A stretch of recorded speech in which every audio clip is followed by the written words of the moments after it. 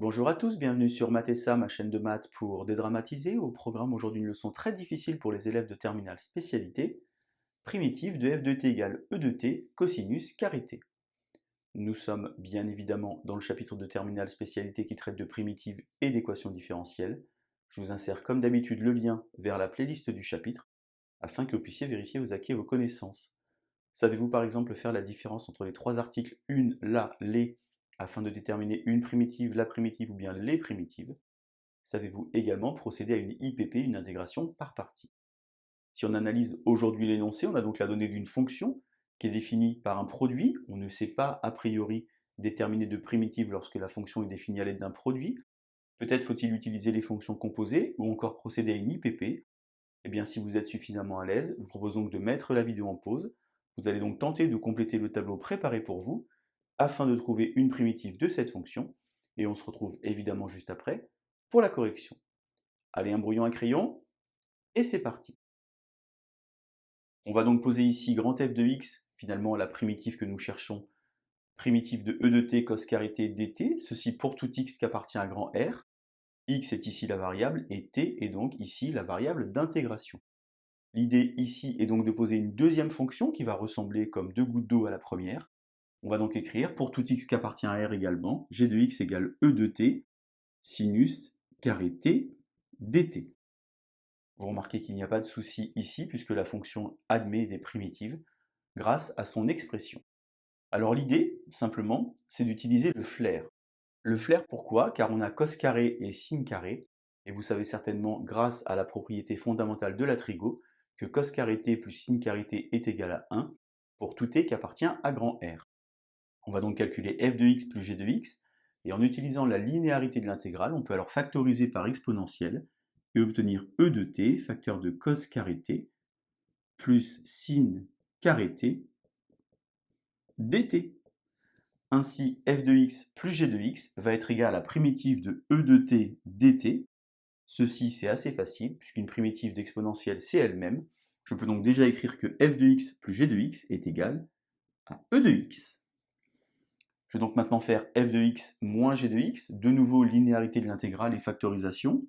E de t, facteur de cosinus carré t, moins sinus carré t dt. J'ai une formule dans le cours qui me dit ici que je vais avoir cosinus de 2t. J'ai donc ici primitive de e de t, cosinus de 2t dt. Alors c'est bien plus facile de calculer cette primitive, car ici vous aviez un carré, alors que là vous avez quelque chose de linéaire. On va donc procéder à une IPP pour e de t, cosinus de 2t dt. L'intégration par partie, c'est quelque chose de très important. Je vous insère le lien vers la vidéo qui traite de primitives et IPP si vous voulez réviser. Moi, j'aime bien présenter de la sorte, car pour moi, dériver, c'est descendre, et intégrer, c'est monter. Pour procéder à une bonne intégration par partie, il y a deux questions à se poser. Première question, quelle fonction en la dérivant je peux faire disparaître? Et deuxième question, quelle fonction je sais intégrer? Car il existe des fonctions dont je ne connais pas la primitive. Ici, lorsque j'observe, eh bien, je sais intégrer à la fois e de t et cosinus de 2t, et en dérivant e de t ou cos de 2t, aucune des deux ne va disparaître au sens du produit. On va donc ici devoir faire un choix. Pour moi, ce qui est plus naturel, c'est de poser ici e de t, et une primitive de e de t, c'est e de t. U de t égale cos de 2t. Attention à la dérivée de cos de 2t. Il s'agit ici d'une fonction composée. Il y a un petit 2 qui va sortir devant. Et je vais donc obtenir moins 2 sinus de 2t. Je peux alors écrire mon égalité d'IPP. J'ai donc primitive de e de t cos de 2t, ce qui est donc ce que je cherche ici. Entre crochets UV, attention par contre je bascule avec des x, puisque maintenant j'ai une fonction cos de 2x. Et ici j'ai un petit plus, vous savez certainement que dans la formule de l'IPP il y a un petit moins. Simplement puisque j'ai ce petit moins 2, eh bien je vais procéder ici à la linéarité de l'intégrale et écrire plus 2, primitive de e de t, sinus de 2t dt. Normalement il y avait un moins fois moins ça fait plus, et j'obtiens donc ceci. Le souci, bien entendu, c'est qu'ici je ne sais toujours pas trouver une primitive de cette fonction. Ce que je suis en train de faire finalement, c'est une double intégration par partie tournante. Je vous insère le lien vers la vidéo si vous voulez vous entraîner. Car finalement, Je vais de nouveau procéder à une IPP, une deuxième donc, et réussir à écrire une équation d'inconnu, cette fonction. Il faut donc recommencer, attention, garder la même idée, c'est-à-dire intégrer l'exponentielle et dériver le sinus cette fois-ci. Donc sinus de 2t, exponentielle de t, j'intègre e de t, sinus de 2t de nouveau, dérivée d'une fonction composée de cosinus de 2t, et là je vais essayer de faire attention, car vous allez avoir beaucoup de choses à écrire. Primitive donc de e de t cos de 2t dt égale e de x cos de 2x plus 2, j'en ai parlé tout à l'heure, facteur. Maintenant, je recommence mon IPP. Entre crochets, j'ai donc UV, de nouveau avec des x, e de x sinus de 2x, moins, cette fois-ci, je peux mettre le 2 devant, puisque j'ai la linéarité de l'intégrale, e de t cos de 2t dt. Finalement, si je regarde bien ce qui se passe, je vais bien écrire mon égalité, e de t cos de 2t égale e de x cos 2x plus 2 e de x sin 2x. En factorisant, j'ai donc e de x facteur de cos 2x plus 2 sin 2x. Et attention, 2 fois moins 2, ça fait donc moins 4. Primitive de e de t cos de 2t dt.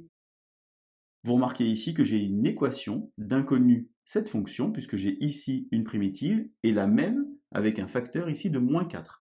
Si je change de membre, j'aurai donc 1 plus 4 qui va faire 5, et j'obtiens donc primitive de e de t cos de 2t dt égale donc e de x divisé par 5, facteur de cos 2x plus 2 sin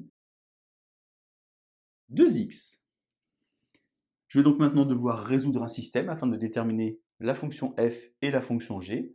Je vais donc écrire ici e de x sur 5, facteur de cos de 2x plus 2 sinus de 2x. Alors ici, il faut donc résoudre un petit système de deux équations à deux inconnues. C'est une notion qu'on apprend en classe de seconde. Je vous insère le lien vers la playlist de seconde afin que vous puissiez vérifier si vous savez faire la méthode par substitution, la méthode par combinaison linéaire ou peut-être même la méthode de Cramer. Ce qui me paraît le plus simple ici, c'est par exemple d'ajouter les deux lignes, car lorsque je vais ajouter, j'aurai ici f plus f, 2f, g moins g, ça s'en va, et ici, ajouter ceci. Je peux alors factoriser par e de x sur 5, facteur, puisque là j'ai 5 sur 5, 5 plus cos de 2x plus 2 sinus de 2x. Ainsi, je vais donc obtenir la valeur pour f. Ici, je dois garder une des deux lignes. Ce qui paraît plus simple, c'est évidemment de conserver juste f de x plus g de x égale e de x. En divisant par 2, j'aurai donc e de x sur 10, facteur de 5, plus cos de x plus 2 sinus de x. Et pour obtenir g, eh bien, il faut faire e de x moins ceci. Alors e de x est pareil que 10 sur 10. Si je fais donc 10 moins 5, il va donc me rester de nouveau 5. Cette fois-ci, moins cos de 2x moins 2 sinus de 2x. Je peux alors conclure en prenant la bonne fonction, puisque moi je voulais celle-ci, c'est-à-dire le f. Et donc j'obtiens que pour tout x qui appartient à grand R, une primitive de e de t cos carré t dt va donc s'écrire e de x sur 10, facteur de 5, plus cos 2x, plus 2 sinus de 2x. Vous pouvez, si vous voulez, par exemple, ajouter dans votre tête f plus g pour vérifier que vous retombez bien sur e de x, et faire f moins g pour vérifier que vous avez bien cette chose très très vilaine. Voilà donc comment faire pour trouver une primitive de cette fonction. Vous voyez, c'était un petit peu de flair, un petit peu d'astuce et surtout beaucoup de technique. Je vous laisse vous entraîner et je vous dis à bientôt sur Math et ça. Bonne journée.